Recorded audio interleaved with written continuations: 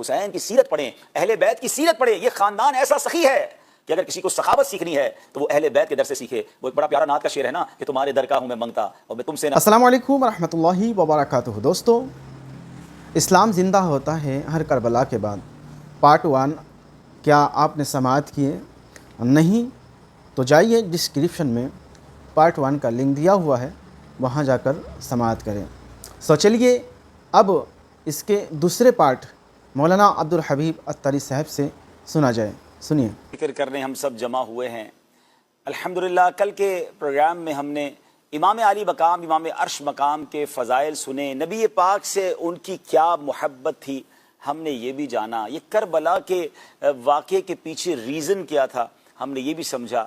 آج امام علی مقام کی شروع میں کچھ عادتوں کے بارے میں اور قرآن فہمی کے بارے میں بتانا چاہتا ہوں، تاکہ جو حسینی ہیں، جو امام حسین سے محبت کا دعویٰ کرتے ہیں، جو پنجتن پاک کی غلامی کا دم بھرتے ہیں، ہم بھی تو اپنی ذات میں ان چیزوں کو امپلیمنٹ کریں، ہم بھی اپنی زندگی میں ان چیزوں کو شامل کریں. ایک مرتبہ عصام بن مستلق نامی شخص، جو کہ مولائے کائنات حضرت سیدنا علی المرتضیٰ شیر خدا کرم اللہ تعالی وجہ الکریم سے بغض رکھتا تھا، امام حسین کے سامنے انہی کے ابو جان مولا علی کو معاذ اللہ برا بھلا کہنے لگا. اب ذرا غور کریں کہ امام حسین اپنے والد کی برائی سنے تو یقیناً بندے کو غصہ آ جاتا ہے، مگر یہ کیسا قرآن سمجھتے تھے، ان کے اندر کیسا یوں سمجھیے کہ صبر تھا، کتنا تحمل تھا. آپ نے اس کو جھڑکنے یا جوابی کارروائی دینے کی بجائے اعوذ باللہ من الشیطان الرجیم بسم اللہ الرحمن الرحیم پڑھ کر یہ آیت تلاوت فرمائی. اب ذرا آیت سنیے. آیت کیا ہے؟ خذ العفو وأمر بالعرف وأعرض عن الجاهلين وإما ينزغنك من الشيطان نزغ فاستعذ بالله إنه سميع عليم إن الذين اتقوا إذا مسهم طائف من الشيطان تذكروا فإذا هم مبصرون. قرآن پاک کی یہ دو آیت تلاوت کی، جس کا ترجمہ کیا ہے؟ آسان ترجمہ قرآن کنز العرفان، اے محبوب معاف کرنا اختیار کرو اور بھلائی کا حکم دو اور جاہلوں سے منہ پھیر لو. اور اے سننے والے، اگر شیطان تجھے کوئی کونچا دے یعنی کسی برے کام پر اکسائے تو اللہ کی پناہ مانگ، بے شک وہی سنتا جانتا ہے. بے شک وہ جو ڈر والے ہیں جب انہیں کسی شیطانی خیال کی ٹھیس لگتی ہے ہوشیار ہو جاتے ہیں، اسی وقت ان کی آنکھیں کھل جاتی ہیں. اب یہ آیت تلاوت کی اور پھر کیا فرمایا اپنے اوپر بوجھ ہلکا رکھ، میں اللہ کی بارگاہ میں تیرے لیے اور اپنے لیے مغفرت کا سوال کرتا ہوں. اس کے علاوہ آپ نے اس کے ساتھ اتنی نرمی فرمائی، اتنا عفو و درگزر فرمایا، خوش اخلاقی سے پیش آئے کہ اس کا بغض و عداوت جو ہے یعنی دشمنی یکدم محبت میں بدل گئی. وہ جو تھوڑی دیر پہلے مولا علی کو برا بھلا کہہ رہا تھا، اب وہ کیا کہتا ہے؟ وما علی وجہ الارض احب الی منہ ومن ابیہ، یعنی روئے زمین پر امام حسین اور ان کے ابو جان مولا علی سے زیادہ میرے نزدیک کوئی محبوب نہیں ہے. اللہ اکبر. یہ ہے اخلاق کریمہ، یہ ہے فہم و فراست، یہ ہے موقع کی مناسبت سے بات کرنا. ناظرین، یہی تو پرابلم ہے کہ ہم چھوٹی سی بات پر لوگوں کو اپنا دشمن بنا لیتے ہیں. ہم کہتے ہیں اس نے برا بھلا کہا، اب میں اس کے والد کو برا کہوں گا. اس نے مجھے گالی دی، میں اس کو کئی اور گالیاں دوں گا. اس نے ایک بری بات کی، اب میں زیادہ بری باتیں کروں گا. ٹھوکر لگ گئی تو اب میں اسے تھپڑ ماروں گا. یہی تو معاملے کو آگے بڑھاتے ہیں. حالانکہ قرآن یہ کہتا ہے، حدیثیں یہ بتاتی ہیں کہ اگر دشمن کے ساتھ بھی، مخالف کے ساتھ بھی محبت سے پیش آیا جائے تو دشمن بھی دوست بن سکتا ہے. دشمنیاں کب تک باقی رکھیں گے؟ بدقسمتی سے آج ہمارے وطن میں بھی اور دنیا بھر میں بھی ہم نے دیکھا کہ قبائل کی بنیاد پر، زبان کی بنیاد پر، خاندانوں کی بنیاد پر دشمنیاں قائم ہیں اور لوگ ایک دوسرے کے خون کے پیاسے ہیں. حالانکہ ہم کلمہ پڑھنے والے، ہم مسلمان کہلانے والے، ہم امام حسین سے محبت کرنے والے ہیں. ہمارا اسلام ہمیں یہ نہیں سکھاتا. آئیے کربلا کے اس خوبصورت شہید کربلا کے پیغام سے یہ بھی سبق لیں کہ ہم معافی اور درگزر کا انداز اپنائیں اور محبتوں کو عام کریں، دشمنیوں کو بڑھاوا نہ دیں. یا ایک اور بات سمجھنے کی ہے ناظرین، جب کوئی واقعہ ہوا اسی واقعے کے مطابق آپ کو قرآن پاک کی آیت کا یاد آنا اور آپ کا اس قرآن پاک کی آیت کو تلاوت کرنا اور اس پر عمل کرنا. اللہ اکبر. یہ کتنی کمال کی عادت ہے. ہم میں سے بہت سے کو تو قرآن پڑھنے ہی نہیں آتا. اچھا قرآن پڑھتے بھی ہیں تو قرآن میں میسج کیا ہے ہمیں یہ بھی نہیں معلوم. اللہ کرے کہ ہم قرآن پڑھنے والے بھی بنیں سمجھنے والے بھی بنے اور اس پر عمل کرنے والے بھی بنے، اور یہی حسینی طریقہ ہے۔ آئیے آج عاشورہ کا دن ہم نے گزار لیا ہے، مگر یہ مبارک ایام گزر رہے ہیں کہ ہم یہ بھی نیت کریں کہ انشاءاللہ قرآن کو پڑھنا بھی ہے، اس کو سمجھنا بھی ہے اور پھر عمل بھی کرنا ہے۔ سمجھنا کیسے؟ الحمدللہ آج کے دور میں ہمارے لیے کتنی بڑی آسانی ہو گئی ہے کہ دعوت اسلامی کی طرف سے دو تفاسیر قرآن آج کی موجودہ آسان اردو میں ہمارے لیے موجود ہیں۔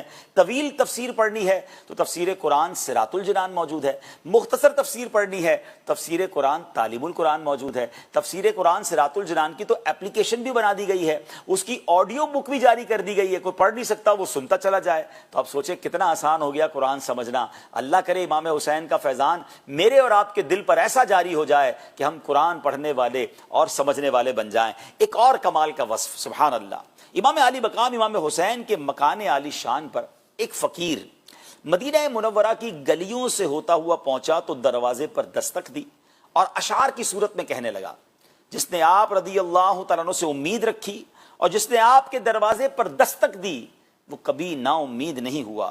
آپ صاحب جود و کرم بلکہ جود و سخاوت کے چشمے ہیں۔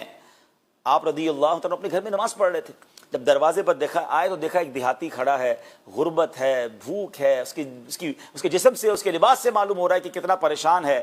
تو آپ نے اپنے غلام قمبر سے فرمایا، ہمارے اپنے گھر والوں کے خرچ کے لیے گھر میں کتنا مال پڑا ہوا ہے؟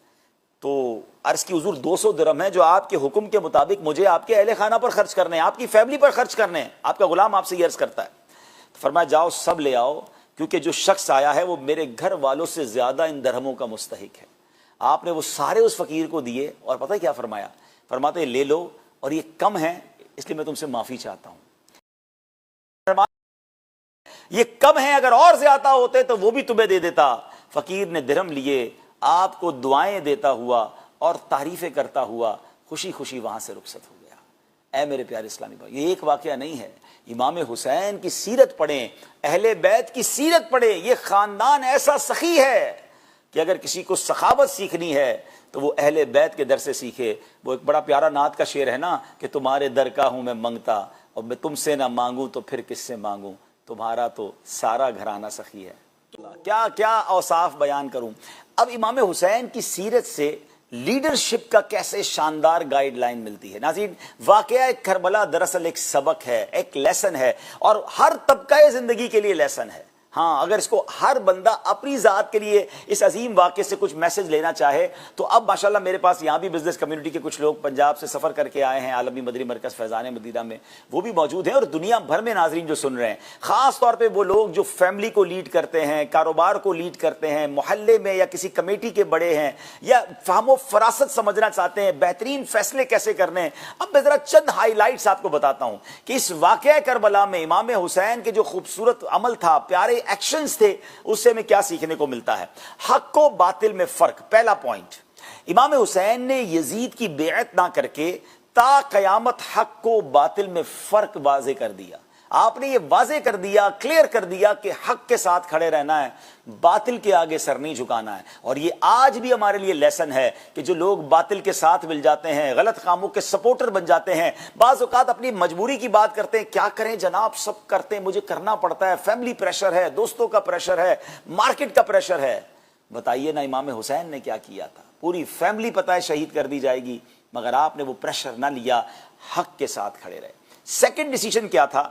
نا اہل کو منصب دینے کی جو ممانعت ہے۔ ہاں، یہ بڑی خوبصورت، آج کل انگلش میں بھی ایک جملہ کہا جاتا ہے، right person for the right job. جب امام علی مقام نے یزید کی بیعت نہیں کی تو دنیا پر واضح ہو گیا کہ نا اہل کو کبھی کوئی منصب نہ دیا جائے، اور اگر بالفرض وہ زبردستی کسی عہدے کو حاصل کر لے تو اہل عزیمت جو ہوتے ہیں انہیں چاہیے کہ ہرگز اس کی اطاعت نہ کریں۔ اللہ اکبر۔ یعنی یہاں یہ بھی بہت خوبصورت ایک پیغام ہے کہ ماشاءاللہ وہ لوگ جو کسی آرگنائزیشن کو، اگر مذہبی ادارے کو چلا رہے ہیں یا کسی بھی کام کو کر رہے ہیں، کسی نا اہل کو اگر آپ نے منصب دے دیا، اسے مقام دے دیا، اسے جناب اقتدار دے دیا، اس کے ہاتھ میں آپ نے یوں سمجھیے کنٹرول دیا، تو پھر بربادی کا انتظار کیجیے۔ تو اگر آپ اپنی آرگنائزیشن کو، اپنے ادارے کو، اپنے علاقے کو، اپنے محلے کو، کسی بھی کام کو آپ لے کر چل رہے ہیں تو try to find the right person for the right job. نا اہل کو منصب دینے کا مطلب بربادی ہوتا ہے۔ اگلی بات، فسق و فجور کا دروازہ بند کر دیا۔ اگر آپ یزید کی بیعت کر لیتے ناظرین، بڑا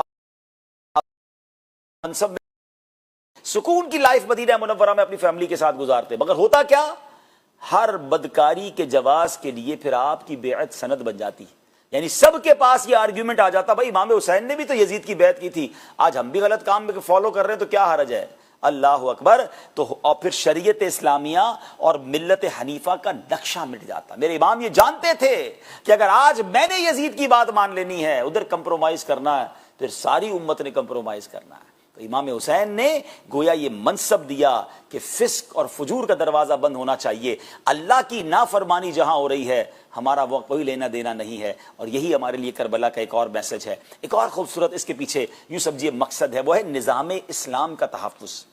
اگر آپ یزید کی بیعت کر لیتے تو یزید آپ کی بہت قدر و منزلت کرتا، خوب مال و دولت نچھاور کرتا، لیکن اسلام کا نظام درہم برہم ہو جاتا، ایسا فساد برپا ہوتا کہ اس کو بعد میں دور کرنا دشوار ترین ہوتا۔ تو نظام اسلام کا تحفظ کیا، ایک نظام باقی رہے، اسلام کی جو ضروریات ہیں، اسلام جو چاہتا ہے معاشرے میں وہ سب باقی رہیں، امام نے اس کے لیے قربانی دی۔ آگے چلیں، ایک اور کمال کی بات سیکھنے کو ملتی ہے، اور وہ ہے احکام شرعیہ میں برابری، ایکویولنس، مساوات کا کیسا نظام ہے۔ اب سوچئے نا، آپ نے یزید کی بیعت کیوں نہیں کی؟ کہ اس کا فسق و فجور تھا، وہ اللہ کی عبادت کرنے والا نہیں، بلکہ وہ گناہوں میں مبتلا بھی تھا اور حرام کو حلال کرنا چاہتا تھا، وہ تمام معاشرے میں بے حیائی اور بدکاری اور برے کام پھیلانا چاہتا تھا۔ تو اب امام عالی مقام نے جو سٹینڈ لیا، یہ میسج یہ ہے کہ احکام شریعہ عام آدمی اور حاکم سب کے لیے برابر ہیں۔ جس طرح عام آدمی کا فسق و فجور سے بچنا ضروری ہے، اسی طرح حاکم کا بھی ضروری ہے، یعنی اسلام کا قانون حکمران کے لیے الگ نہیں ہے، بڑے لوگوں کے لیے الگ نہیں ہے، اور عام لوگوں کے لیے الگ نہیں ہے۔ میرے امام نے ایکویولنس کا، مساوات کا بھی درس دیا، سبحان اللہ۔ اب آگے چلتے ہیں، ایک اور کمال کا اس سے میسج ملتا ہے، لیڈرشپ کا ایک اور یوں سمجھے کہ پوائنٹ ملتا ہے کہ اسلامی ریاست کا تحفظ۔ امام حسین نے اپنی فراست سے یہ جان لیا تھا یزید بیعت کے بعد اسلامی ریاست کا کیا حال کرے گا، اس لیے آپ نے بیعت نہ کی۔ آپ کی شہادت کے بعد یزیدی فوجیوں نے کیا کیا؟ مدینہ منورہ پر لشکر کشی کی، سینکڑوں صحابہ کرام کو شہید کیا، معاذ اللہ مسجد نبوی کے ستونوں پر گھوڑے باندھے، 3 دن تک لوگ مسجد نبوی میں نماز نہ پڑھ سکے، مدینہ منورہ میں خوب لوٹ مار کی گئی، حرام کاموں کو گویا حلال کر دیا گیا، مکہ مکرمہ پر چڑھائی کی گئی، پتھر برسائے گئے، مسجد الحرام کا صحن، اتنے پتھر برسائے ان بدبختوں نے کہ مسجد الحرام کا صحن پتھروں سے بھر گیا، کعبۃ اللہ کے غلاف اور چھت کو ان بے دینوں نے جلا دیا اور کعبہ مشرفہ کی بے حرمتی کی۔ یہی تو امام جانتے تھے نا کہ یہ اسلام کا نقشہ بدل دیں گے، ریاست اسلام کا بیڑا غرق کرنا چاہتا ہے۔ تو یہ تحفظ ضروری ہے جس کے لیے انہوں نے اپنی جان بھی دینے سے وہ پیچھے نہ ہٹے۔ آگے چلتے ہیں میرے پیارے اسلامی بھائیوں، امام عالی مقام نے ایک یہ بھی میسج دیا کہ قربانی سے اسلام پھیلا ہے۔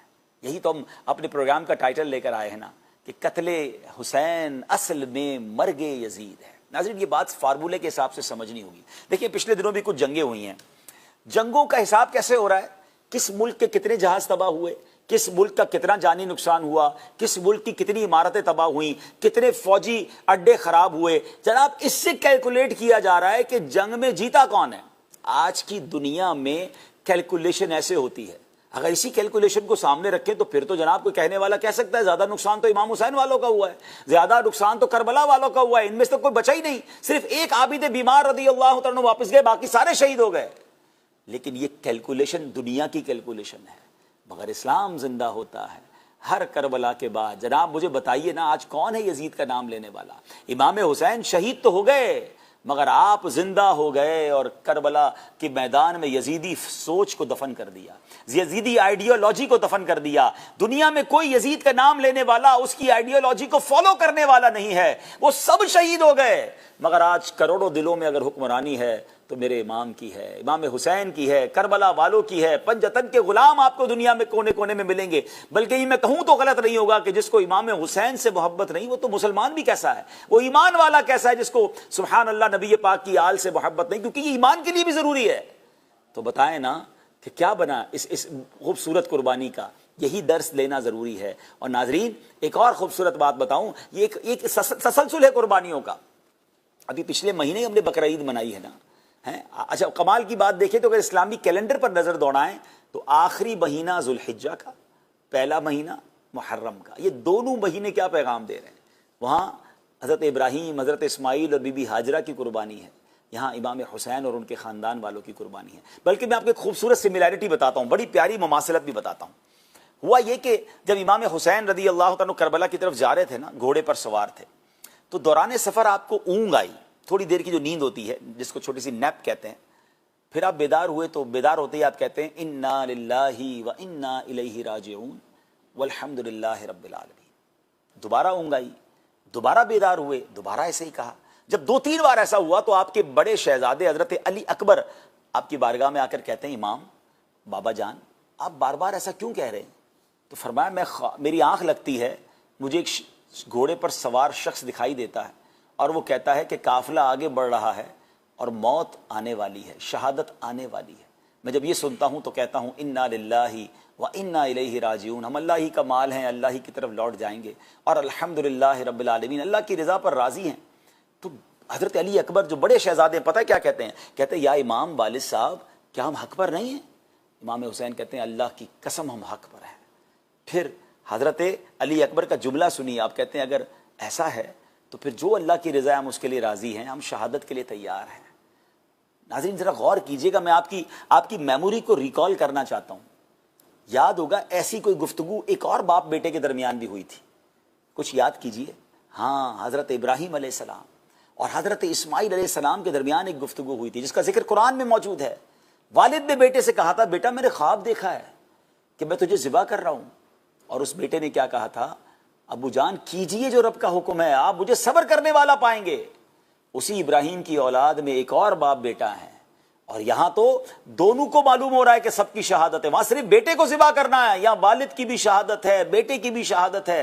امام حسین کو تو بچپن سے پتا تھا کہ میں نے شہید ہونا ہے، مگر یہ سب تیار ہیں اور اللہ کی رضا پر راضی ہیں۔ کاش ایک کربلا کا یہ میسج بھی ہم لے لیں کہ ہم بھی رب کی رضا پر راضی رہنے والے بن جائیں۔ جب بھی کوئی امتحان آئے، جب بھی کوئی مشکل آئے، اللہ کرے امام حسین کی یہ قربانیاں یاد آئیں اور ہم بھی اللہ کی رضا پر راضی رہنے والے بن جائیں۔ امیر اہل سنت کا ایک بہت پیارا شعر ہے، ہمیں نعت خواں سنائیں گے کہ پیارے مبلغ معمولی سی مشکل پہ تو گھبراتا ہے، دیکھ حسین نے دین کی خاطر سارا گھر قربان کیا۔ امام علی مقام، امام عرش مقام کا سنت رسول سے کیسا پیار ہے، عمل کیسا ہے، آئیے سنتے ہیں۔ امام علی مقام نے اپنے درزی سے کپڑے سلوائے۔ وہ کہتا ہے میں نے امام علی مقام سے عرض کیا لباس کی لمبائی پیروں تک رکھوں؟ فرمایا نہیں، میں نے عرض کیا ٹخنوں سے نیچے تک رکھ دوں؟ فرمایا ما اسفل من الکعبین فی النار، جو کپڑا ٹخنوں سے نیچے لٹکتا ہے وہ آگ میں ہے۔ سبحان اللہ، امام حسین لباس میں بھی سنت رسول کا کیسے خیال رکھتے تھے۔ چلیں اس بہانے یہ مسئلہ بھی پتہ چل گیا کہ جو لباس ٹخنوں سے نیچے ہوتا ہے، جب بھی پاجامہ سلوائیں، شلوار سلوائیں، جبہ سلوائیں، کوئی بھی آپ کی ٹراؤزر ہو، وہ ٹخنوں سے نیچے نہیں ہونی چاہیے تکبر کی بنا پر۔ اور یہ آج کل جو ایک فیشن چلا ہوا ہے ٹخنوں سے نیچے، کیا فرمایا کہ جو کپڑا ٹخنوں سے نیچے لٹکتا ہے وہ آگ میں ہے۔ اللہ کرے ہم بھی اپنے لباس میں، اپنے کردار میں، اپنے انداز میں سنتوں پر عمل کرنے والے بن جائیں۔ اور شریعت کی پاسداری کا کیا نظام تھا کہ ایک بار حضرت ابن ابی لیلہ رحمۃ اللہ تعالی علیہ فرماتے ہیں میدان کربلا میں جب امام حسین کو یقین ہو گیا نا کہ وعدے کا وقت آ چکا ہے، اب شہادت ہونی ہے، آپ نے پتہ کیا حکم دیا؟ آپ نے فرمایا کوئی موٹا کپڑا لے آؤ۔ ذرا غور سے سنیے گا، شہادت سے پہلے یہ کپڑا کیوں منگوا رہے ہیں؟ فرمایا کہ مجھے موٹا کپڑا لا دو، میں اس کپڑے کو اپنے پہنے ہوئے لباس کے نیچے رکھوں گا تاکہ جب شہید ہو کر میں زمین پر گروں تو میرا ستر نہ کھلے۔ آپ کی خدمت میں کپڑا پیش کیا گیا اور آپ نے میدان زار میں وہ کپڑا جو ہے اپنے جسم کے اندر والے لباس کے اندر جو ہے اس کو آپ نے پہن لیا۔ اے میرے پیارے اسلامی بھائیوں، ये कैसे बाहया है, और क्यों ना बाहया हो। ये उस खातून जन्नत बीबी फातिमा तो ज़हरा रदी अल्लाह ताला अन्हा के शहजादे हैं, जिनकी हया का, जिनके पर्दे का आलम यह था कि आप नबी पाक अलैहिस्सलाम के विसाल के बाद मुस्कुराती नहीं थी। एक ही बार मुस्कुराई, और वो जब मुस्कुराई कि जब आपको एक ऐसी डोली दिखाई गई जनाजे की कि जब आपको बताया गया कि अगर इसमें आपका जनाजा लेकर जाएंगे तो किसी गैर मर्द की नज़र नहीं पड़ेगी। अल्लाह करे जो करबला से मोहब्बत करने वाली मेरी बहनें मुझे सुन रही हैं कि एक तरफ तो हम कहते हैं कि हम बीबी फातिमा के और पंजतन पाक के ग़ुलाम हैं, और एक तरफ हमारी बेपर्दगी का आलम क्या है। आज हमारी मुसलमान कहलाने वाली ख़वातीन बेपर्दा बाज़ारों में घूम रही हैं, बल्कि तो अब तो नित नए ऐसे फैशन आ रहे हैं, इस कदर बेहयाई और बेपर्दगी हो गई है कि मर्द और औरत हाथ मिलाने में शर्म नहीं महसूस कर रहे। बताया जाता है अब मुख्तलिफ शादियों में गले मिलने का रिवाज है, गैर महरम का गले मिलने का रिवाज है, नाच गाने और ना जाने क्या कुछ नहीं हो रहा है। खुदा के वास्ते ये जिद्दत के नाम पर बेपर्दगी को छोड़ दीजिए, ये फैशन के नाम पर बेपर्दगी को और आज़ादी के नाम पर बेपर्दगी को छोड़ दीजिए। एक तरफ हम कहते हैं कि हम जनाब अहले बैत से मोहब्बत करते हैं, और फिर ये बेहयाई के काम हम कैसे कर सकते हैं। और उन्हीं खातून जन्नत के साहबजादे का आलम देखें कि आपको मालूम है अब शहादत करीब है। जब इंसान जख्मों से चूर होकर गिरता है, बाज़ औक़ात लिबास की तरतीब आउट हो जाती है, आपको इस बात का भी एहसास है, और आपने अपने जिस्म पर वो मोटा कपड़ा लपेट लिया। अब यहां वो लोग सोचें, अब मैं मर्दों से बात कर रहा हूं, औरतों की बेपर्दगी पर तो कुछ बात की, अल्लाह करे दिल में असर कर जाए बात। अब मेरे मर्द हजरात भी, वो भी तो बेपर्दगी कर रहे हैं। अब शॉर्ट्स का जमाना आ गया है, पहले पैंटें छोटी हुई, अब जनाब पहले घुटनों तक आई, अब घुटनों से भी ऊपर हो गई। मेरे प्यारे इस्लामी भाइयों, याद रखिए कि मर्द का सितर क्या है कि वो अपने उसके नाफ से लेकर घुटनों समेत का जो जगह है वो सितरे औरत है, इसको छुपाना लाजिम है, और अगर इसको कोई दिखाता है तो ये हराम और जहन्नम में ले जाने वाला काम है। आज निकरे पहनकर लोग घूम रहे हैं, कुछ तो गेम्स भी ऐसे हैं जिसमें ऐसा लिबास पहना जाता है। अच्छा, ये अपना जिस्म दिखाना भी ये वाली साइड का हराम है गैर महरम को, और खुद देखना भी किसी का हराम है। अब मुझे बताइए क्या हम ये कर रहे हैं? अब गौर कीजिए ना, ये हम क्या करने जा रहे हैं। तो अल्लाह करे कि ये बात हमें समझ आ जाए कि हम भी पर्दे की और हम भी इस्लाम की जो हुदूद है उसकी पासदारी करें और बेपर्दगी से बचें। जहाँ जहाँ पर्दा, जिससे पर्दा शरीयत ने हुक्म फरमाया हम उससे पर्दा करें, और जितना पर्दा इस्लामी बहनों को रिक्वायर्ड है, जितना मर्दों को रिक्वायर्ड है वो करें। और फिर उसके बाद अदब और हया का तकाजा भी है, तो बहुत सारी बातें इसके अंदर आ जाती हैं। अल्लाह करे कि इमाम हुसैन की सीरत से हम ये सीखने में कामयाब हो जाएं। अब ज़रा आगे चलते हैं। नबी पाक अलैहिस्सलाम की एक हदीस सुनिए। मेरे आका फरमाते ला युमिनु अहदुकुम हत्ता यकून हवाहु तबअन लिमा जितु बिही, तुम में से कोई भी उस वक्त तक कामिल मोमिन नहीं हो सकता जब तक उसकी ख्वाहिशात मेरे लाए हुए दीन के ताबे ना हो जाए। मेरी ख्वाहिशात जो है ना, मेरी डिजायर्स, जब तक वो दीन के अंडर नहीं आती, मेरे दीन के आगे वो सरेंडर नहीं करती, आका फरमाते कामिल मोमिन नहीं हो सकता। हमारी तो ख्वाहिशात के पीछे चलने वाले लोग हैं ना, आज मूड हुआ तो ये करना है, कल मूड हुआ तो वो करना है, परसों बच्चों ने कहा तो ये करना है, क्या करें जनाब, बच्चों की खुशी के लिए करना है। नहीं, मेरी तमाम ख्वाहिशात ये ताबे हैं मेरे दीन के, फॉलो करना है मुझे शरीयत को। अगर दिल चाह भी रहा है ना गुनाह करने का, मुझे नहीं करना अगर मेरे अल्लाह ने मना किया है, मेरी शरीयत ने मना किया है, मेरे नबी की इससे नाराजगी है। यही तो मोमिन बंदा है ना, जो जी में चाहा वो कर लिया। तो इंसान, मुसलमान और फिर जानवर में क्या फर्क हो गया? जानवर का जो जी चाहता है वो करता है। जनाब जी हमारा अगर चाह भी रहा है तो मेरी ख्वाहिशात भी ताबे किसके हैं? वो मेरे दीन के हैं, मेरे इस्लाम के हैं। अल्लाह करे ये बात हम समझ जाएं और हमें इन चीज़ों से अल्लाह करे हम बचने में कामयाब हो जाएं। याद रहे, मैं शरई मसला भी बयान कर देता हूं कि जो लोग पैंट शर्ट पहनते हैं और शर्ट भी छोटी रखते हैं, कि जब झुकते या बैठते या सजदे में जाते हैं तो नाफ के नीचे की सीध में कबर का कुछ हिस्सा खुल रहा होता है, बाज़ औक़ात सजदे में भी खुल रहा होता है, और यह भी सितर में शामिल है। इसे भी छुपाना फर्ज है। जो मैंने बताया ना कि ये नाफ से लेकर घुटनों समेत ये हिस्सा छुपाना फर्ज है। और याद रहे, जो शख्स अपनी आंख को हराम से पुर करता है, अल्लाह पाक कयामत वाले दिन उसकी आंख में जहन्नम की आग भर देगा। अब गौर कर लें, ये हराम चीज़ें देखने का जिनको शौक है, क्या इन आंखों में हम हराम भर सकेंगे, आग भर सकेंगे? हम तो सुरमा लगाएं तो हाथ कांप रहे होते हैं कि कहीं कोई आंख में तकलीफ ना हो जाए। اللہ امام حسین کی حیا کے صدقے ہمیں بھی حیا کی توفیق عطا فرمائے، ہمیں بھی بے حیائی سے محفوظ فرمائے۔ میرے پیارے اسلامی بھائیوں، امام عالی مقام، امام عرش مقام کا قرآن پر عمل کیسا تھا اور عفو و درگزر کیسا تھا۔ ایک اور واقعہ سنتے ہیں کہ آپ کی ایک کنیز تھی، وہ آپ کی بارگاہ میں آئیں اور بہت اچھے طریقے سے سلام کیا، بڑے پیارے انداز میں سلام کیا۔ امام عالی مقام نے سلام کا جواب دیا اور فرمایا انت حرۃ لوجہ اللہ، جا تو اللہ کی رضا کے لیے آزاد ہے۔ ایک شخص بیٹھا تھا، اس نے عرض کی حضور آپ کی کنیز ہے، آ کر آپ کو سلام کیا اور آپ نے اس کو آزاد کر دیا۔ آزاد کا مطلب یہ کہ اب وہ فری ہو گئی، کہاں مطلب اب کسی غلامی میں نہیں ہے۔ تو آپ کا جواب سنیں، آپ نے کہا اللہ قرآن میں ارشاد فرماتا ہے، قرآن فہمی جو میں نے شروع میں بات کی تھی کہ موقع پر قرآن یاد آنا اور پھر اس قرآن پر عمل کرنا۔ آپ فرماتے ہیں قرآن میں رب فرماتا ہے وَإِذَا حُيِّيتُم بِتَحِيَّةٍ فَحَيُّوا بِأَحْسَنَ مِنْهَا أَوْ رُدُّوهَا إِنَّ اللَّهَ كَانَ عَلَى كُلِّ شَيْءٍ حَسِيبًا۔ آپ فرماتے ہیں کہ اللہ قرآن میں فرماتا ہے اور جب تمہیں کسی لفظ کے ساتھ سلام کیا جائے تو تم اس سے بہتر لفظ سے جواب دو یا وہی لفظ کہہ دو، بے شک اللہ ہر چیز پر حساب لینے والا ہے۔ امام فرماتے ہیں کہ اس کنیز نے آ کر کتنے اچھے انداز میں مجھے سلام کیا، مجھ پر حق تھا کہ اس سے بہتر جواب دیتا، مگر اس سے بہتر لفظوں میں تو جواب ہو ہی نہیں سکتا تھا، لہٰذا میں نے اسے آزاد کر دیا، یعنی اسے آزاد کرنے کی خوشخبری سنا دی، بہترین الفاظ میں اس کو جواب دے دیا۔ یہ ہے میرے امام کا قرآن پر عمل اور قرآن فہمی۔ اب اس سے ہمیں سبق کیا مل رہا ہے؟ کوئی سلام کرے تو اچھے انداز میں جواب دیں، السلام علیکم کہے تو وعلیکم السلام ورحمۃ اللہ وبرکاتہ کہہ کے اسے جواب دیں، مسکرا کر جواب دیں، محبت سے جواب دیں۔ یہی قرآن کا حکم بھی ہے اور انشاءاللہ اس میں اجر بھی ہے، اس میں نیکیاں بھی ہیں۔ بہرحال میرے پیارے اسلامی بھائیوں، باتیں تو بڑی کمال کی ہمارے سامنے موجود ہیں۔ امام حسین وہ شخصیت ہیں کہ ایک شخص تھا، غیر مسلم ہے اور میں نام اس کا نہیں لیتا، بڑا مشہور بھی ہے، کہ وہ کہتا ہے میں نے 20 سال جیل کاٹی، ناحق ظلم برداشت کیے، ایک رات میں نے فیصلہ کیا کہ بس اب ظالم کے سامنے جھک جاتا ہوں۔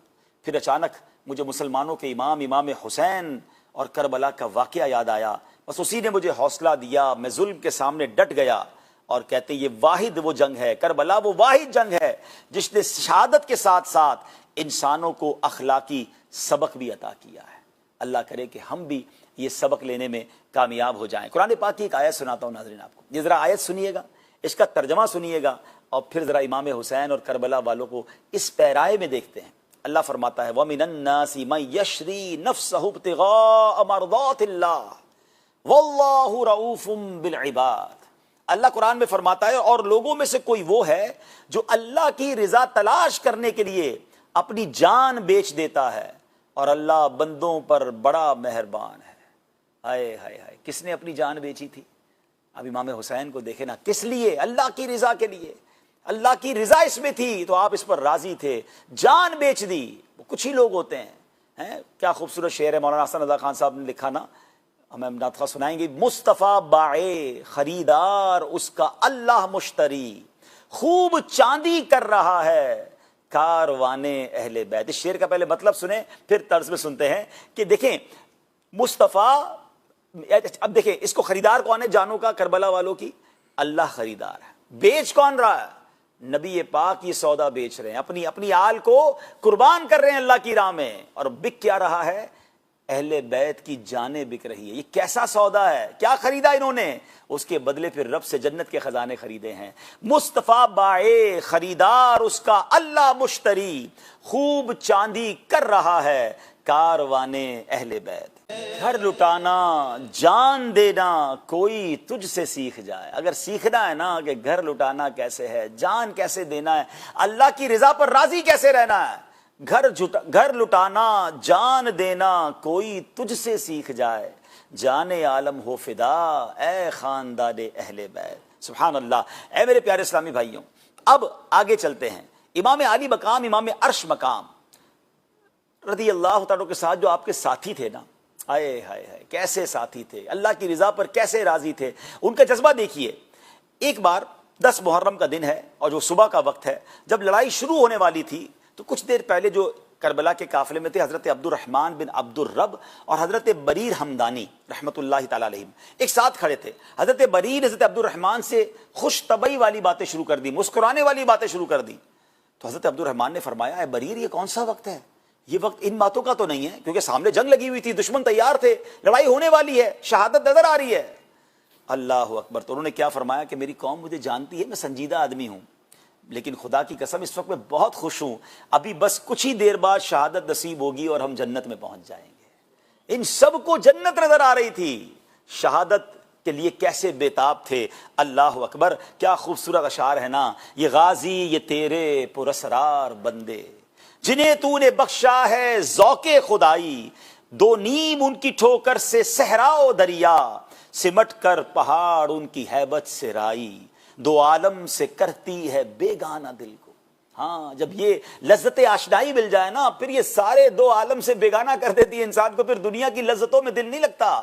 دو عالم سے بیگانہ، دو عالم سے کرتی ہے بیگانہ دل کو، عجب چیز ہے لذت آشنائی، شہادت ہے مطلوب و مقصود مومن، شہادت ہے مطلوب و مقصود مومن، نہ مال غنیمت نہ کشور کشائی. میرے پیارے اسلامی بھائیوں اب ذرا غور کیجئے، نبی پاک علیہ الصلوۃ والسلام نے فرمایا ذاق طعم الایمانی من رضی باللہ ربا وبالاسلام دینا وبی محمد نبیا. جو اللہ پاک کے رب ہونے، اسلام کے دین ہونے اور محمد صلی اللہ تعالی علیہ وسلم کے نبی ہونے پر راضی ہو گیا، اس نے ایمان کی حلاوت کو پا لیا. اچھا جتنے مجھے سن رہے ہیں ہم تو یہ ساری چیزیں تو مانتے ہیں، اللہ کو رب بھی مانتے ہیں، نبی پاک کو آخری نبی بھی مانتے ہیں، اور جناب اسلام کو دین حق مانتے ہیں، تو پھر تو ہم بھی اس میں آ گئے. تھوڑا سا فرق ہے، ہم اللہ کو رب مانتے ہیں مگر رب ماننے کا مطلب کیا ہے؟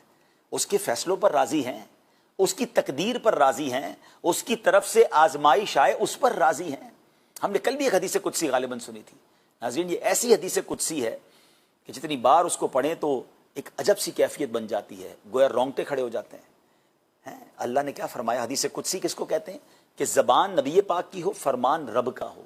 نبی پاک علیہ الصلوۃ والسلام فرماتے ہیں کہ اللہ فرماتا ہے، ذرا دل کے کانوں سے دوبارہ یہ حدیث سنیے گا، میں ہی اللہ ہوں، میرے سوا کوئی عبادت کے لائق نہیں، پس جو میری دی ہوئی مصیبت پر صبر نہ کرے، میری نعمتوں کا شکر ادا نہ کرے، میری تقدیر پر راضی نہ ہو، اسے چاہیے کہ میرے سوا کوئی اور رب تلاش کر لے. اللہ اللہ اللہ. اگر رب ہی ناراض ہو گیا، رب نے ہی فرما دیا کہ جاؤ پھر کسی اور رب کو تلاش کر لو، تو ہم تو مارے گئے نا. میں اللہ کو رب تو مان رہا ہوں مگر اس کے فیصلوں پر راضی ہوں. تین چیزیں کہی نا، مصیبت پر صبر کرنا ہے، نعمت پر شکر کرنا، اور فیصلوں پر تقدیر پر راضی رہنا ہے. چیک کر لیجئے اپنے آپ کو، میں بھی کروں. نعمت آتی ہے تو شکر کرنے کی بجائے اور حرام کام لوگ کرتے ہیں اور اللہ کو ناراض کرنے والے کام کرتے ہیں. مصیبت آتی ہے تو صبر کرنے بجائے واویلا، شکوے، شکایات اور بعض اوقات کفریہ کلمات بک دیتے ہیں. اور ذرا سی جناب اللہ کی طرف سے کوئی ہمارے لیے فیصلہ ہو جائے، کوئی آزمائش آ جائے تو پھر اب بے صبری کا مظاہرہ کرتے ہیں، راضی نہیں رہتے اللہ کی رضا پہ. ایسا لگتا ہے ہم تینوں ٹیسٹ میں فیل ہیں. آؤ کربلا والوں سے یہ سیکھ لیجئے کہ اللہ کے فیصلوں پر راضی رہنا سیکھیں. وہ کیسے اللہ کے فیصلوں پر راضی تھے؟ ناظرین ذرا سنیے گا. عاشورے کی رات ہے، 9 اور 10 محرم کے درمیان کی رات تھی. اگلی صبح یزیدیوں کے ساتھ لڑائی ہونی ہے. امام علی مقام نے اپنے سارے رفقا کو خیمے میں جمع کیا، کہا دیکھو یزیدیوں کو مجھ سے مسئلہ ہے، تم سب سے نہیں ہے، میں تم سب سے راضی ہوں. ایسا کرو رات کے اندھیرے میں سب جان بچا کر نکل جاؤ. وہ مجھے مارنا چاہتے ہیں نا، وہ میرے مخالف ہیں، تمہارے تو نہیں ہیں، آپ سب چلے جاؤ. اللہ اکبر. وہ کیسے ساتھی تھے. سب نے کیا عرض کیا؟ اے امام علی مقام، ہم آپ کو چھوڑ کر نہیں جا سکتے. حضرت زہیر بجلی رضی اللہ عنہ جو اس لشکر میں شامل تھے، اس موقع پر جو آپ نے الفاظ کہے بڑے کمال کے ہیں. عرض کیا اے شہزادہ مصطفیٰ، آپ نے جو کہا وہ ہم نے سن لیا، مگر خدا کی قسم اگر یہ دنیا فانی نہ ہوتی، دنیا تو ختم ہونے والی ہے نا، یہ دنیا فانی نہ ہوتی، ہمیشہ رہنے والی ہوتی، ہم بھی فانی نہ ہوتے، ہمیشہ اس دنیا میں رہنا نصیب ہو جاتا، مگر اس ہمیشہ رہنے والی دنیا اور ہمیشہ رہنے والی زندگی میں بھی اگر آپ کا ساتھ نہ ہوتا تب بھی ہم آپ کے ساتھ شہید ہونا پسند کرتے. ہمیں نہیں رہنا آپ کے بغیر، ہم آپ کے ساتھ ہی جئیں گے، آپ کے ساتھ ہی شہید ہوں گے. یہ کیسا جذبہ تھا ناظرین، یہ کیسے وفادار ساتھی تھے امام حسین کے. ایک عجیب واقعہ بھی ہوا ناظرین. کربلا کے قریب ایک گاؤں تھا، وہاں ایک ماں رہتی تھی. ماں کا ایک ہی بیٹا تھا اور اس بیٹے کی 17 دن پہلے شادی ہوئی تھی. ماں نے بڑے چاؤ سے، بڑے لگاؤ سے، بڑی محبت سے اپنے بیٹے کی شادی کی تھی. بیٹے کا نام تھا حضرت وہب اور قبیلے کا نام تھا بنو کلب. माँ एक दिन रो रही है, बेटा कहता है माँ जी मुझसे कोई गलती हो गई, मैं तो हमेशा आपकी खिदमत करता हूँ। माँ कहती मैं तेरी नाफरमानी की वजह से नहीं रो रही, मुझे एक हसरत हो रही है, मुझे पता चला है करीबी करबला में नबी के नवासे इमाम हुसैन आए हैं, इनके साथ इनके घर वाले भी हैं, यजीदियों ने उनके गिर्द घेरा डाल दिया है। काश मैं इस हिम्मत में होती कि मैं जाकर इमाम हुसैन के कदमों पर अपनी जान कुर्बान करती। अब मैं तो बूढ़ी हो गई हूँ, मेरा एक ही बेटा है, मैं चाहती हूँ ऐ बेटा तुम जाओ और इमाम हुसैन के कदमों पर अपनी जान कुर्बान कर दो, और इमाम हुसैन पर कोई आँच आए इससे पहले तुम जामे शहादत नोश कर लो। बेटा भी कैसा फर्मा बरदार, कहता है माँ जी बस एक बार मुझे अपनी नई नवेली दुल्हन से जो है वो बात करने दो। माँ कहती बेटा दुल्हन के पास जाओगे, औरत नाकिसुल अकल होती है, उसकी मोहब्बत तुमसे बहुत है, वो शायद तुम्हें रोक लेगी, रो धो के तुम्हें मना लेगी, कहीं ऐसा ना हो जो तुम्हारे दिल में शहादत का जज्बा बेदार हुआ है वो मांद पड़ जाए। वो कहता है माँ जी अब ये जज्बा मांद नहीं होगा, आपने जो अहले बैत की मोहब्बत दिल में जगा दी है, अब ये सर कटेगा तो इमाम हुसैन के कदमों पर जाकर ही कटेगा। अल्लाह अकबर। अपनी बीवी के पास आकर कहते हैं कि मैंने फैसला कर लिया है कि इमाम हुसैन हमारे गाँव के करीब आए हैं और उन पर दुश्मन हमला करने वाले हैं, मैं अपनी जान कुर्बान करने जा रहा हूं। वो बीवी भी कैसी फर्मा बरदार है, जिसकी शादी को 17 दिन हुए हैं। वो कहती एक वादा कर जाइए, अब अगर आपने शहादत का इरादा कर ही लिया है तो अब जन्नत में आप मुझे अपने साथ रखेंगे। ये कैसा जोड़ा है, माँ से भी इजाजत ली, बीवी से भी इजाजत ली और इमाम हुसैन के कदमों में आ गए। इमाम हुसैन ने जनाब उन्हें इजाजत दी तो यजीदियों से लड़ते लड़ते शहीद हो गए, और जब आखिरी वक्त आया और यजीदियों ने मादअल्लाह उनका सर कलम किया तो वो सर इमाम हुसैन के कदमों में आया। इमाम हुसैन ने वो सर उनकी माँ को दिया, उनकी ज़ौजा को दिया। माँ अपने बेटे के चेहरे से खाक को साफ करते कहने लगी ए बेटा मैं तुझसे राजी हूँ, तूने मेरे दूध का हक अदा कर दिया, ए बेटा तूने अपनी जान इमाम हुसैन पर कुर्बान करके मुझे राजी कर दिया। बीवी ने वो सर अपनी गोद में लिया और अपने शौहर की याद में आंसू बहाते बहाते वो भी दुनिया से चली गई। अल्लाह करीम इस ख़ानदान पर अपनी करोड़ों रहमतों का नुज़ूल फरमाए। ये कैसे लोग थे कि अपने जवान शहजादों को, नए शादीशुदा जोड़ा है मगर इमाम हुसैन के कदमों पर कुर्बान करने की तैयारी है। काश हमें भी आज दीन मतीन की खातिर कुर्बानी देने का जज्बा बेदार हो जाए। हम तो वक्त भी कुर्बान नहीं करते, अजान होती है हमारे पास नमाज का टाइम नहीं होता, हमारी ऑफिस पे हम बैठे रहते हैं, हमारी नमाज कज़ा हो जाती है, हम अपना माल कुर्बान नहीं करते। अरे नफली सदकात को छोड़ें, यहाँ ज़कात फ़र्ज हो जाती है, लोगों को ज़कात देना भारी लग रही होती है, हालांकि माल भी रब ने दिया, तौफीक भी रब ने दी, अरे अताएं भी रब की हैं और उसमें से थोड़ा सा माल साल में एक बार देना है, मगर ये माल देना भी भारी पड़ता है। काश इमाम हुसैन और उनके रुफ़का की इन कुर्बानियों को हम याद करके कुछ तो दीन की खातिर कुर्बानी देने वाले बने। हक तो यह है कि ज़कात भी पूरी अदा करें और फिर मजीद अपना माल दीन मतीन की सरबुलंदी के लिए खर्च करें, अपना वक्त दें, अपनी जान सर्फ करें, नेकी के कामों में चल कर जाएं, इज्तिमात में जाएं, काफलों में जाएं, दर्स व बयान में जाएं, लोगों को नमाजी बनाने जाएं और इस हुसैनी काफले का साथ दें जो अल्हम्दुलिल्लाह दावत इस्लामी लेकर चल रही है कि दुनिया भर में इस्लाम को आम किया जा रहा है। जी हाँ, दावत इस्लामी के मुबल्लिगीन की बरकत से हजारों गैर मुस्लिम मुसलमान हो चुके और लाखों करोड़ों वो मुसलमान जो नेकियों से दूर थे, हुसैनी तरीके से भटक गए थे, मादअल्लाह यजीदी तरीके वाली आदतें अपना ली थी। दावत इस्लामी की बरकत से दुनिया के कोने कोने में आज आपको नौजवान आलिम बनते नजर आते हैं, नौजवान इस्लामी बहनें आलिमा बनते नजर आती हैं, हाफिज कुरान बनते नजर आते हैं, मस्जिदें बन रही हैं, आपको मस्जिदों में नौजवान इमाम नजर आ रहे हैं। ये सदका है दावत इस्लामी का और दावत इस्लामी के इस माहौल की बरकत से इमाम हुसैन के इस पैगाम को आगे बढ़ाया जा रहा है। आइए साथ दे दावत इस्लामी का, बल्कि दावत इस्लामी का पार्ट बन जाएं ताकि क़यामत के दिन जब इमाम हुसैन की बारगाह में जाना नसीब हो तो हम भी अर्ज कर सकें कि हुजूर अपने हिस्से का छोटा सा दिया, छोटा सा चिराग मैं भी जला कर आया हूं। अब अपने इस प्रोग्राम को इख्तिताम करने से पहले मैं एक और वाकया सुनाना चाहता हूं और यकीन करें ये वाकया एक ऐसा वाकया है, एक ऐसा मैसेज है हम सब के लिए कि अगर इसको इस अंदाज से हम सुन लें और फिर इस पर अमल कर ले तो शायद बहुत सारे फैसले हम जल्द लेने में कामयाब हो जाएंगे। नाजरीन, यजीदी लश्कर में एक शख्सियत हैं और ये वही हैं जिन्होंने इमाम हुसैन को करबला में रोका था, कूफा जाने नहीं दिया था, और वो थे हजरत हुर रदी अल्लाह तआला अन्हु। ये आए थे यजीद की तरफ से, 1000 का लश्कर लेकर आए थे, इमाम हुसैन को इंटरसेप्ट किया और कहा कि आप आगे नहीं जा सकते, आप कूफा नहीं जा सकते। इमाम हुसैन ने कहा मुझे तो खत लिख कर बुलाया गया, मैं लड़ने तो नहीं आया, अगर नहीं जाने देते तो मैं वापस चला जाता हूँ।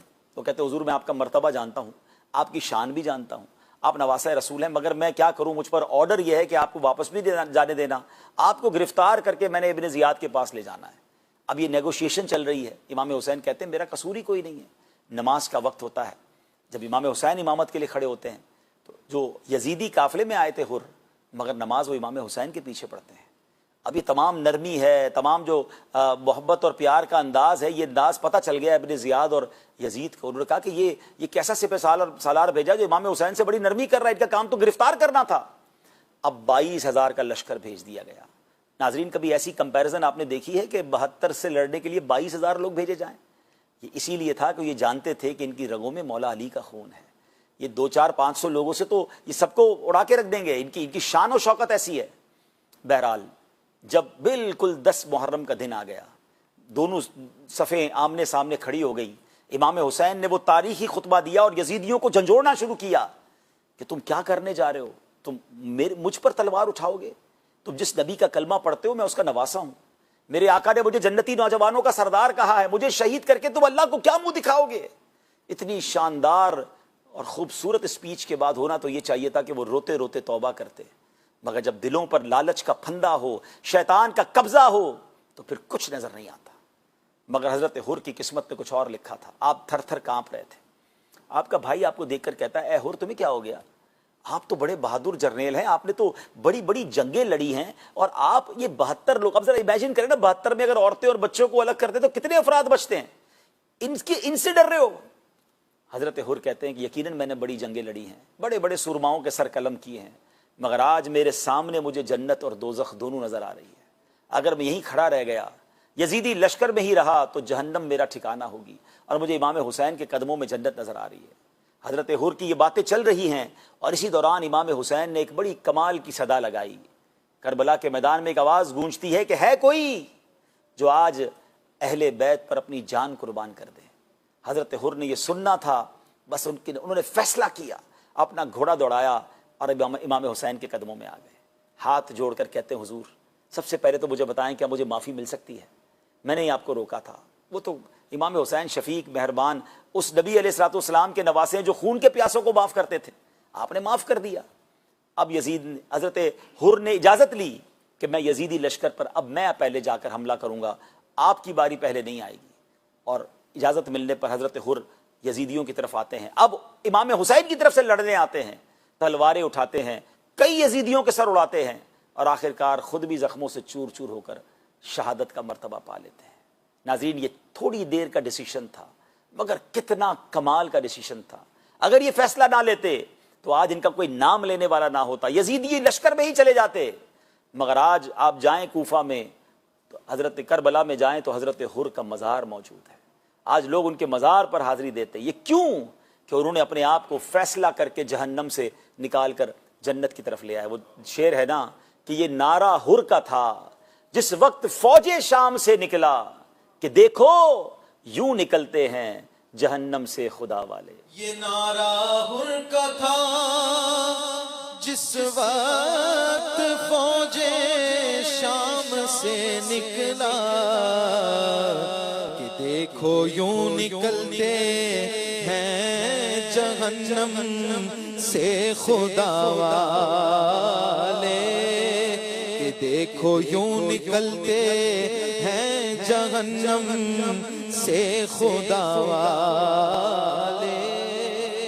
بس آج کا میسج یہی ہے کہ دیکھو یوں نکلتے ہیں جہنم سے خدا والے. بہت سارے میرے ایسے ناظرین, ایسے ویور, میرے اسلامی بھائی, اسلامی بہنیں ہو سکتا ہے مجھے سن رہے ہوں یا بعد میں سنیں کہ ہم تذبذب میں ہیں, ہم سوچ رہے ہیں حرام روزی چھوڑوں یا نہیں چھوڑوں, شراب چھوڑوں یا نہیں چھوڑوں, جوا کھیل رہا ہوں, جوا کا کاروبار کر رہا ہوں, اس کو چھوڑوں یا نہیں چھوڑوں, بے حیائی, بدکاری, گندی صحبتیں میرے ساتھ ہیں, اس کو چھوڑ دوں یا نہ چھوڑوں. بہت سارے ایسے گناہ ہیں, بہت ساری ایسی خطائیں. کوئی سود کا کام کر رہا ہوگا, کوئی نماز قضا کر رہا ہوگا, کوئی شرابی دوستوں میں بیٹھتا ہوگا, کوئی بے پردہ بازاروں میں گھوم رہی ہوگی. جو بھی مجھے سن رہے ہیں, آپ کے دل میں ایسا خیال آتا ہے, مسلمان ہے تو آتا ہوگا کہ یار غلط کر رہا ہوں, چھوڑ دیتا ہوں. چھوڑ دوں گا تو کاروبار کا کیا ہوگا, چھوڑ دوں گا تو انجوائمنٹ کا کیا ہوگا, چھوڑ دوں گا تو دوست کیا کہیں گے, چھوڑ دوں گا تو فیملی کیا کہے گی.